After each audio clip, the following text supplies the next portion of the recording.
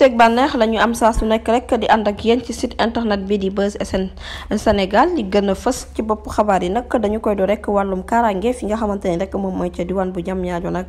ña ngay def kéemtalaay kattan rek ngir nag suqali kaaraange gi rawatina nag nee nañ daal ab caserne sapeur pompier la ñu nam amal foofa ca pôle urbain bu Diamniadio moom délégué général bi di Bara Diouf nag daal dinay jot tey ji ab audience bu tukkee ci commandant groupement bu national des sapeurs pompiers du général Mamadou Ndoye ci seen jokkalante yi nga xamante ne rek daal dinañ koy jokkalante fas nañu yéene nag defal ab caserne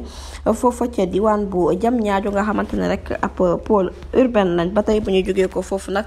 dañuy àddu rek wax ci wàccaayu màggal Touba gi nag niki tey jii nag comité bi nga xamante ne moom moo yor wàllum organisation bi nag doon na amal rek ab CRD foofa ca gouvernance bu Diourbel niki tey ci altine ji yemoo ko benn fan ci weeru juillet ci atum 2024 bi moom màggal de Touba nag comité d'organisation bi nag ñu ngay woo rek kii di président de la république rawatina nag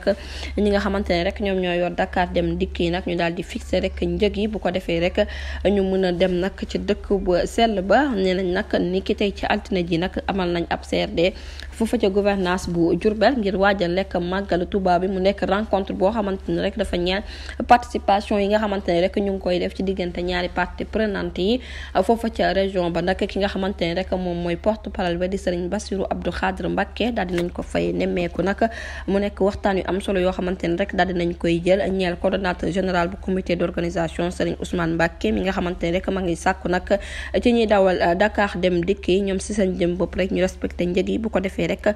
taalibe yi mën ci xew lu mën a ñëw nag ci boobu lee màggal ne nañ nag li nga xamante ne daal moom mooy yokkute njëgu transport bi nag bu ñu sañoon rek mën na ñàkk moom directeur général bu Dakar dem dikk di Assane Mbengue tamit nag day participer rek